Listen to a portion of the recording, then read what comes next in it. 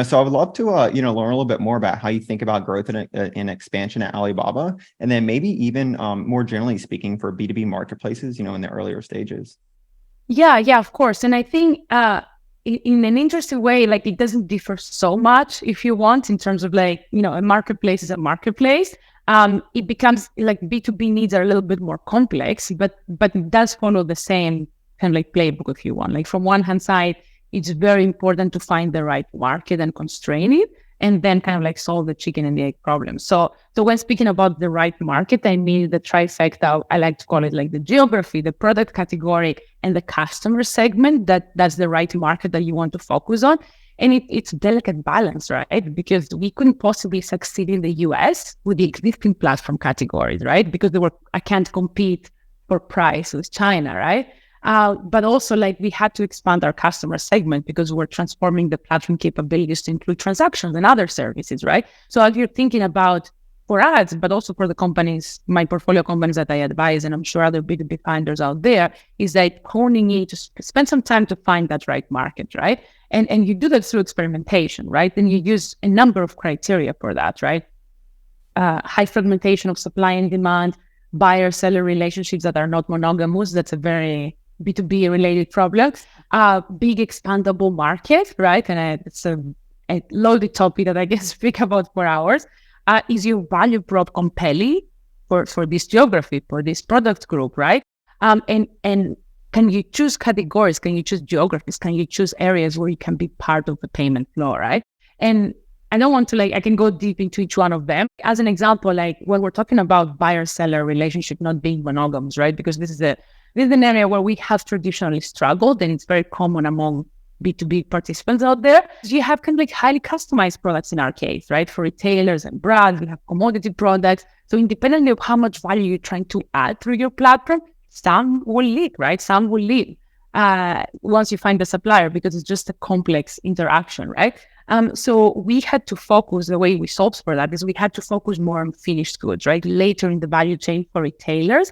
And potentially a little bit more end use rather than just your earlier stage manufacturers and brands, because this allowed us to enter into transactions that had a higher frequency, right? They might have had the lower AOV, which is like a battle that we're managing, but then it's like, we went from like that high AOV to that low, but it had much higher frequency, which was critical because it's much better for your buyer to come and visit you often rather than twice a year. They can create loyalty, they can find new suppliers, right? And lead to more transactions.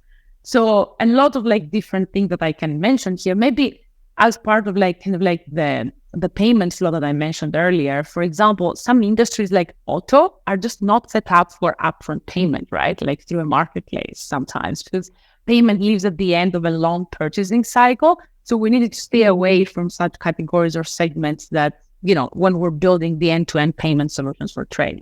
So this is just one example, and I can give numerous examples in each one of these criteria. But once you've done this analysis and you have a hypothesis in pencil, as I like to say, on the right geography, the right category, the right segment, then you have to constrain, right? Like in our case, our strategy geared towards products that go in your body or on your body. So health, and food, kind of like areas that are highly regulated in like US and Italy or like more developed areas. And then categories that are already happening on our marketplace, that are already being transacted on our marketplace, but from growing trade hubs, right? Such as Vietnam and Mexico, where local demand would increase kind of like the happiness of our buyers, right? And on top of that, we focused on, as I said, finished goods in the reseller part of the value chain. But then we had to decide how to constrain it. And for us, it was impossible to constrain it based on geography, really, because it was, we're a global marketplace. It was hard to do it based on product because we are generalists. So what we did is we constrained it based on the trade flow.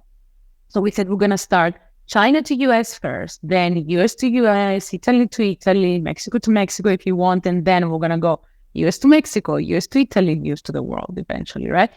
So this is, it is a very good tactic because, there are fewer barriers in terms of trust to overcome, and it's much easier to kind of like go big if you start small in the beginning. So that's kind of like the first step that I would say that everybody has to face. And B2B is more acute because the needs are a little bit more complex. And then the second one is, okay, so you have identified the right market, you have constrained it.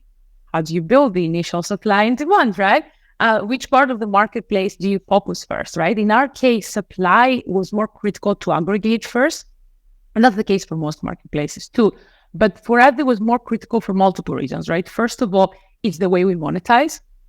Our value prop and our mode really centered around unique supply.